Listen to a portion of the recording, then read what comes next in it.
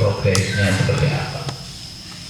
Harapannya ya ketua OSIP ya sebetulnya ketua OSIP itu bisa nanti melaksanakan ngajak bareng teman-temannya untuk melaksanakan sedekah subuh.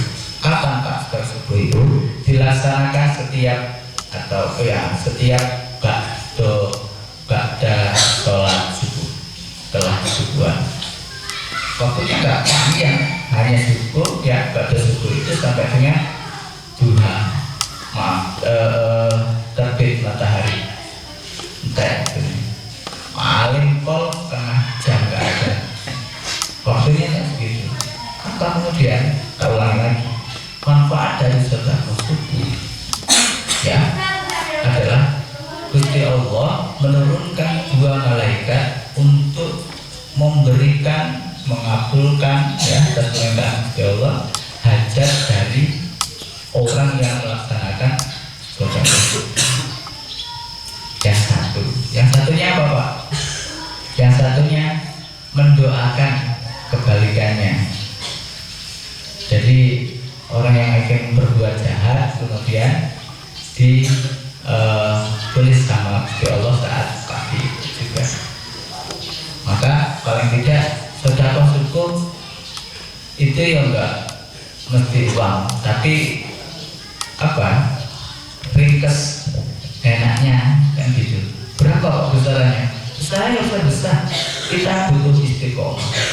Bahwa istiqomah adalah lebih baik daripada 1000 karomah. Istiqomah lebih baik daripada 1000 karomah. Rutin, continue, itu namanya istiqomah. Setiap everyday, setiap hari, itu namanya istiqomah. Maka Pak Hadi ngajak iki ya ayo ya bareng-bareng mengingatkan diri sendiri, kemudian ngajak kepada sahabat-sahabat santri untuk melaksanakan sedekah subuh.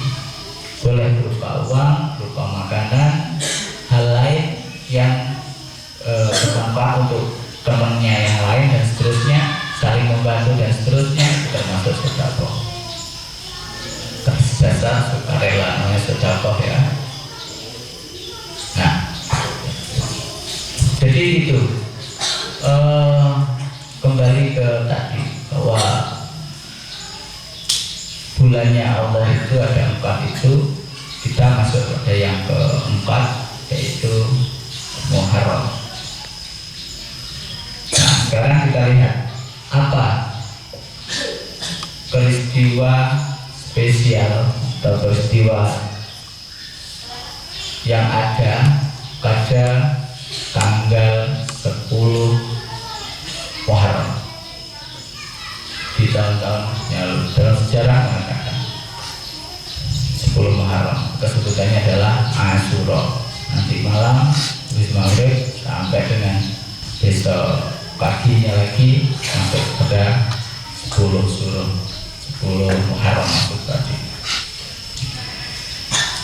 Yang pertama adalah peristiwa yang pertama diterimanya taubat Nabi Adam alaihissalam adalah pada tanggal 10 Muharram. Apa Pak perbuatan yang dilakukan oleh Nabi Adam? Adalah melanggar ya larangan dari Gusti Allah. Di mana? Di surganya Allah, untuk menjauhi pohon atau buah yang ada di surga. Tapi beliau melanggar, maka kemudian diberikan hukuman ya. Kemudian Kanjeng Nabi Adam bertaubat, diterimanya pada tanggal 10 Muharram. Satu. Yang kedua,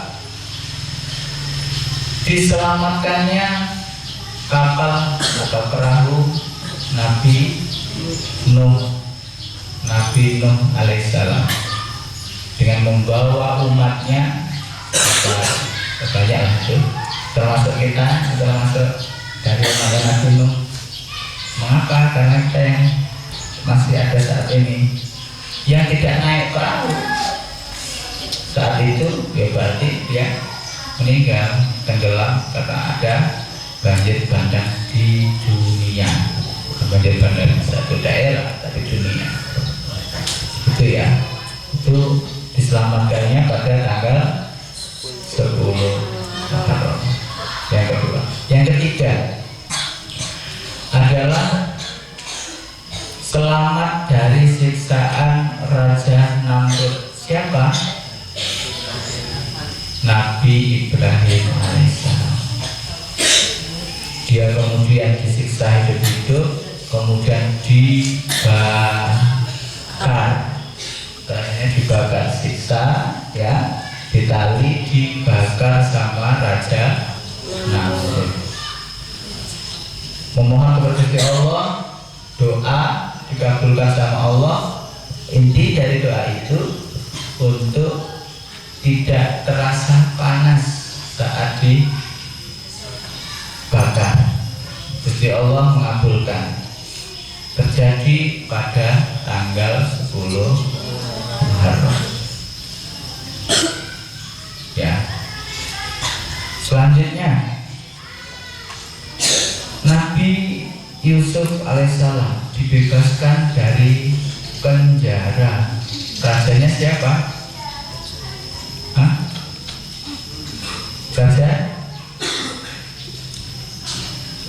Raja Mesir.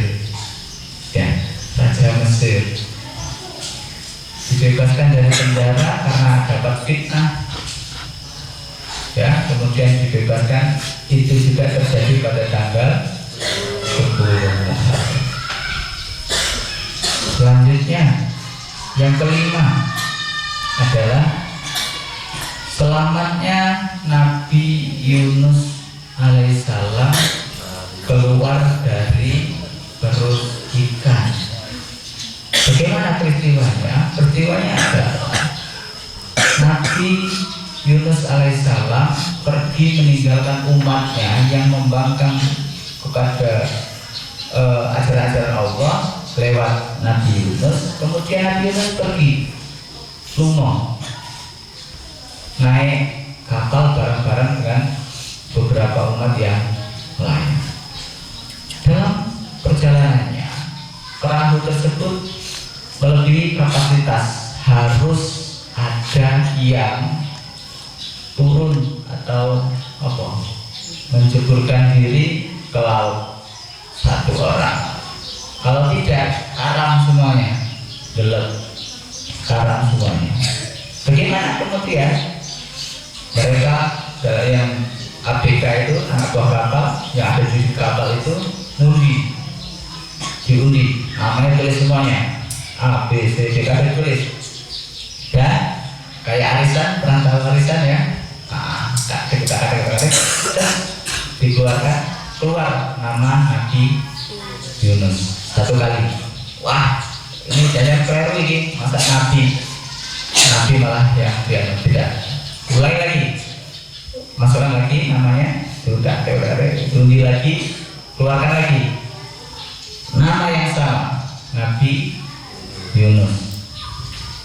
Ya, dua kali masih kurang marah, sekali lagi karena sebenarnya 3 kali ya.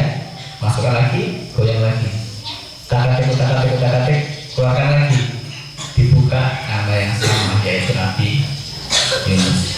Sesuai dengan kesepakatan, kemudian Nabi Yunus alaihissalam menceburkan diri ke laut sebagai konsekuensi agar kapal tidak karam.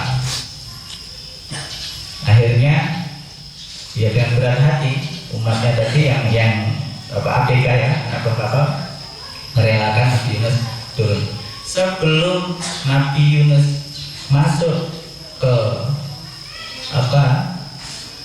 laut itu, sebelum kakinya ke air, maka kemudian ditangkap langsung oleh ikan yang sangat besar. Jadi belum masuk ke laut, langsung ditangkap, masuk mulut ikan. Masuk mulut ikan selama 40 hari di dalam perut. Kira-kira ini kira-kira. Kalau kemudian kita bayangkan itu di laut ya, bukan di daratan. Apa kira-kira yang hewan ketika melahap kita langsung umpul masuk itu apa kira-kira ya? Enggak, kalau di darat dinosaurus soalnya, dinosaurus tapi mesti ngoyak-ngoyak dia, mesti dari habis. Ya, contohnya gitu lah. Ya, contohnya gitu. Masih bentuk rupa manusia gitu, ya, masuk ke perut ikan. Kemudian Nabi Yunus di dalam perut itu ngomong kepada Gusti Allah. Gelapnya jelas, lapar iya, haus iya, karena memang di dalam perut kalian bisa bayangkan itu. Ya, ngomong sama Gusti Allah, bertaubat. Rabbana dolamna anfusana wa ilam taghfir lana wa tarhamna lanakunanna minal khasirin. Gusti Allah mengabulkan doa Nabi Yunus, kemudian mengeluarkan Nabi Yunus di pinggir pantai, tapi jauh dari tempat yang pertama dia berangkat. Setelah diterima taubatnya, kemudian Nabi Yunus mencari umat yang ditinggal tadi. Nah, ini terjadi pada tanggal 10 Muharram. Oke. Sekarang yang keenam.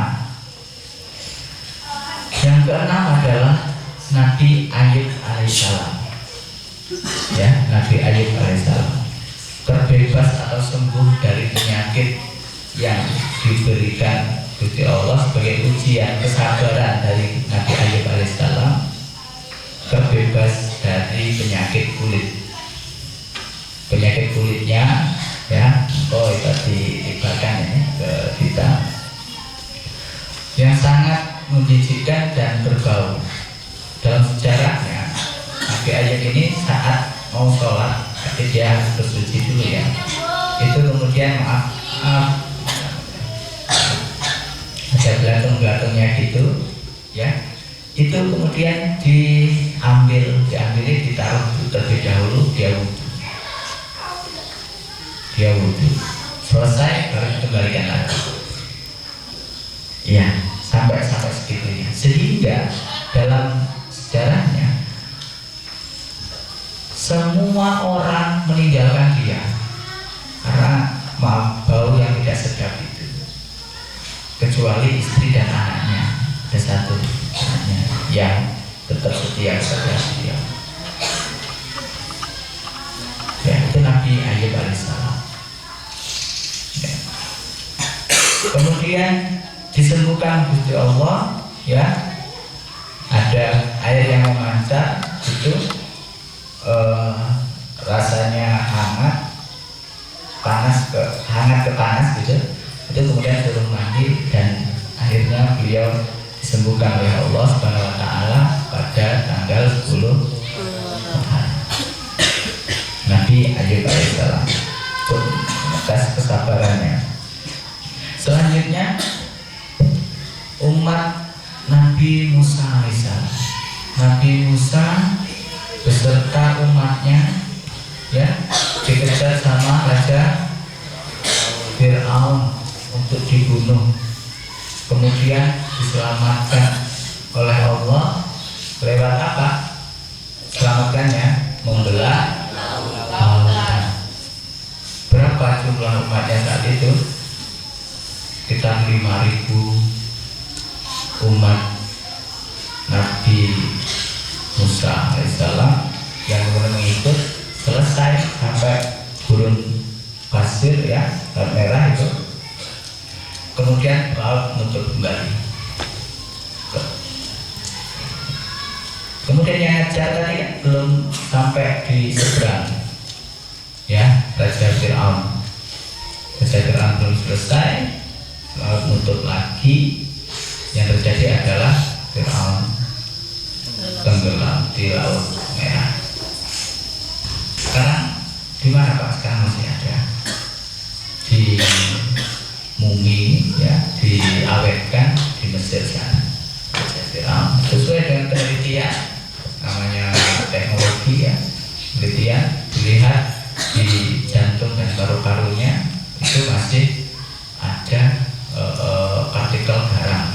Berarti benar kalau kemudian Raja Firaun tenggelam di Laut Merah. Betul sejarah. Gitu. 7 peristiwa ini ya, yang paling tidak kita bisa mengiktibarkan, mengambil hikmah dari 7 peristiwa ini. Nabi-nabi diselamatkan, diterima kabarnya, diampuni dosa-dosanya pada tanggal 10 Muharram. Mudah-mudahan kita sebagai umat dari Nabi Muhammad SAW ini juga bisa mengambil hikmah dari sejarah, dari kisah-kisah nabi-nabi terdahulu, sehingga kita dapat hikmah kita semuanya sebagai kita memuliakan Syahrullah. Syahrullah ini bulannya Allah Subhanahu wa taala. 4 bulannya Allah. Tadi salah satunya adalah bulan Muharram. Mudah-mudahan Allah Subhanahu wa taala memberikan kekuatan kepada kita sehingga kita dapat menyelesaikan puasa Tasyu'a, Asyura, sehingga kita dapat diganjar oleh Allah Subhanahu wa taala dengan pahala yang dari Allah Subhanahu wa taala langsung, ya, pahalanya, dan Allah terima amalan puasa kita semuanya. Amin ya rabbal alamin. Assalatu jami'ah.